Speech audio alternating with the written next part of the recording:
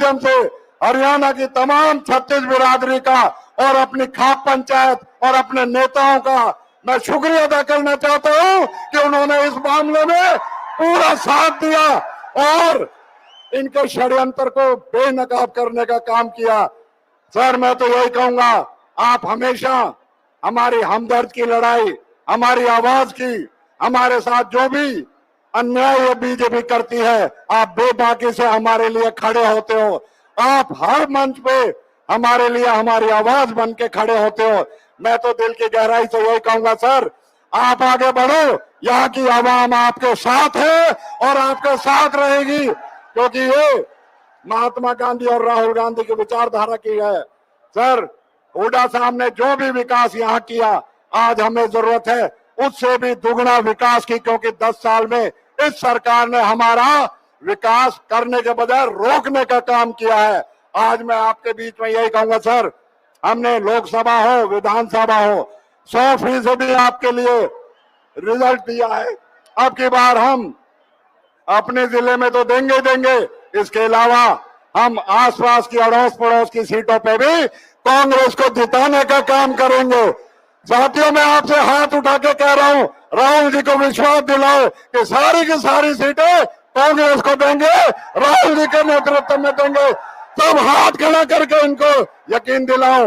और मैं यही कहूंगा सर, आप इस इलाके की जो भी आज जरूरत है उनको हमारे कांग्रेस के सरकार आने पे पूरा कराएं, हमारा मान सम्मान बढ़ाएं और हमारा नेतृत्व करके इस इलाके की बदहाली और जो नाइंसाफी बीजेपी सरकार ने दी है, यहाँ फिर से प्रजातंत्र और लोकतंत्र को मजबूत करने वाली ताकतें हैं। हम बीजेपी के खिलाफ आपके नेतृत्व में लड़ रहे हैं और आगे भी लड़ते रहेंगे। जब आप इस इलाके का पूरी तरीके से जब कांग्रेस की सरकार आए तो आप हमें वचन दे के जाएं कि आप खुद इस इलाके की विकास की, तरक्की की और युवाओं की जो इनके सपने हैं उनको पूरा करने का काम करेंगे।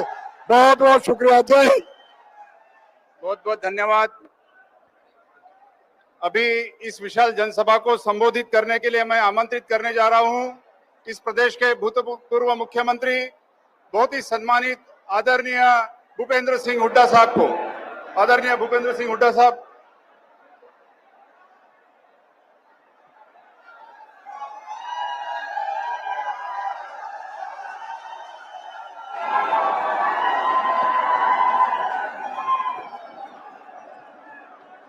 हमारे भारत के सर्वमान्य नेता, हम सबके नेता श्री राहुल गांधी जी, केसी वेणुगोपाल जी, राज बब्बर जी, आफ्ताब अहमद जी, वे सभी हमारे जो चुनाव लड़ रहे उम्मीदवार से सारे हमारे उम्मीदवारगण, उपस्थित मेरे बुजुर्गों, नौजवान साथियों, प्यारे बच्चों, दूर सुन रही मातृशक्ति।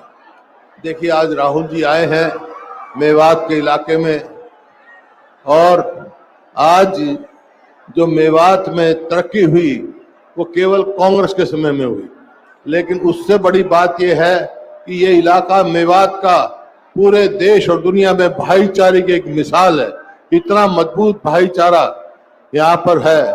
बहुत सारे प्रयास किए गए आपस में इनको लड़ाने की, लेकिन कोई भी यहाँ पर ऐसी कोई बात नहीं, यहाँ मजबूत भाईचारा रहा है। इस बात की मैं आपको सबको हार्दिक बधाई देता हूँ। मेवात वालों, आज सारे जो इसमें मेवात में कांग्रेस के समय में चाहे मेडिकल कॉलेज हो, चाहे सड़कें हो, बहुत सारा काम हुआ, लेकिन 10 साल से इस बीजेपी जेजेपी सरकार ने कोई कार्य नहीं किया।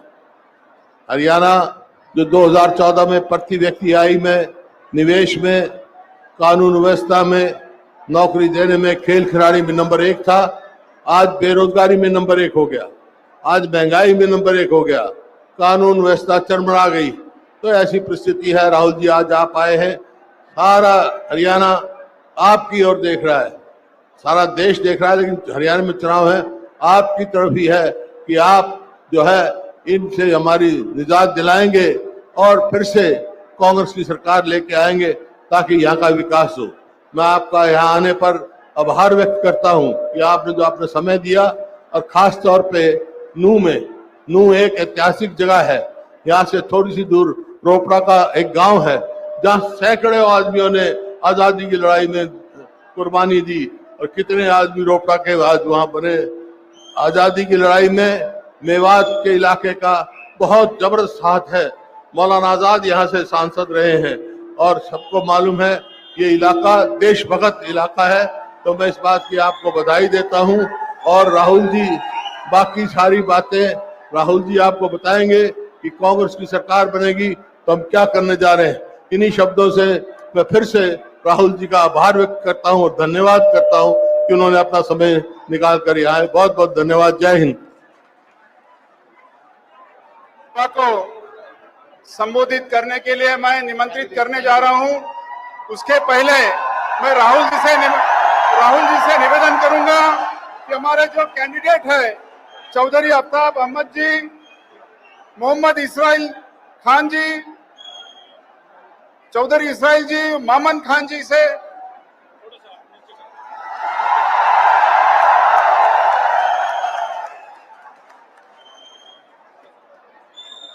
मैं निवेदन करूंगा आदरणीय राहुल गांधी जी से कि वो सभा को संबोधित करें।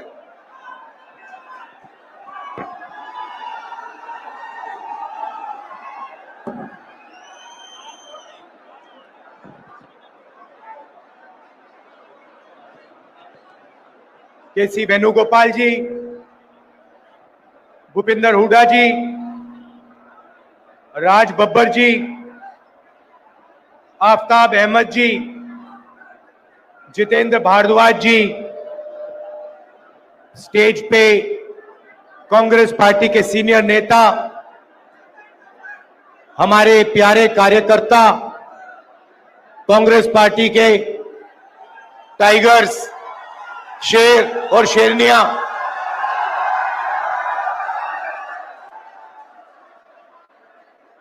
भाई और बहनों, प्रेस के हमारे मित्रों, आप सबका यहां बहुत बहुत स्वागत।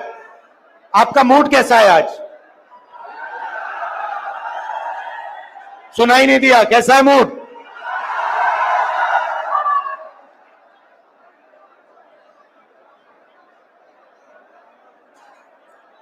कांग्रेस का जो कार्यकर्ता होता है ना, जो यहां पे आज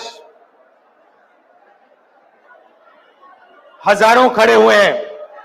अच्छा, सबसे पहले जंगल में आपको शेर अकेला मिलता है ना? अकेला मिलता है। कांग्रेस पार्टी में आपको शेर एक साथ घूमते हुए मिलेंगे। और जो कांग्रेस का कार्यकर्ता है उसकी मैं आपको नेचर समझाना चाहता हूं। वो नफरत से नहीं काटता है, वो नफरत को मोहब्बत से काटता है। उसके दिल में मोहब्बत है, भाईचारा है, इज्जत और रिस्पेक्ट है। और उसको आप कितना भी मारो, कितनी भी गाली दो, कितना भी धमकाओ, वो नफरत को मोहब्बत से जवाब देता है। हमने यात्रा की कन्याकुमारी से कश्मीर तक, और जहां भी बीजेपी वालों ने नफरत का बाजार खोला, वहां कांग्रेस पार्टी ने मोहब्बत की दुकान खोली। पूरे देश में ये हमारा तरीका है।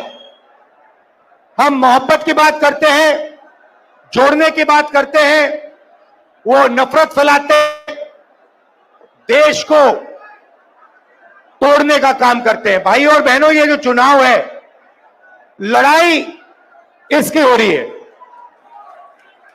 ये देखिए, जो भी हिंदुस्तान के गरीब लोगों को मिला है, किसानों को, गरीब लोगों को, मजदूरों को इस किताब ने दिया है। और ये आपका संविधान है, ये हिंदुस्तान के हर नागरिक का संविधान है और ये आपकी रक्षा करता है। इस संविधान को, अंबेडकर जी के संविधान को, गांधी जी के संविधान को, आपके संविधान को बीजेपी और आरएसएस के लोग खत्म करने में लगे हुए।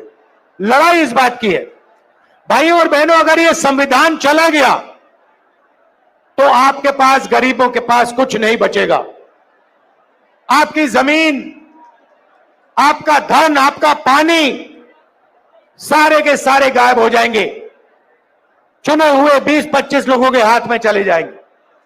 तो कांग्रेस पार्टी हर चुनाव में, नेशनल लेवल के चुनाव में, हरियाणा के चुनाव में विचारधारा की लड़ाई लड़ती है। एक तरफ कॉन्स्टिट्यूशन को खत्म करने वाली विचारधारा, दूसरी तरफ कांग्रेस पार्टी की विचारधारा, संविधान की विचारधारा, यह लड़ाई है। अब हरियाणा के बारे में थोड़ा सा बोलना चाहता हूं। कुछ दिन पहले मैं अमेरिका गया। अमेरिका में हरियाणा के युवा मुझसे मिले। पहले उन्होंने मैसेज दिया, राहुल जी आप अमेरिका आए हो, हम आपसे मिलना चाहते हैं। मैंने कहा क्यों मिलना चाहते हो? कहते हैं राहुल जी हम आपको अपनी समस्या के बारे में बताना चाहते हैं। हरियाणा के लोग डैलस में मुझे अपनी समस्या के बारे में बताना चाहते हैं। तो मैंने कहा ठीक है मिलते हैं। डैलस में मैं 20-25 हरियाणा के युवाओं से मिला और उन्होंने मुझे बताया राहुल जी हम भागकर, हरियाणा से भागकर अमेरिका आए हैं। आप क्यों गए? क्योंकि हरियाणा में हमें रोजगार नहीं मिल सकता है। हरियाणा में महंगाई की इतनी चोट है,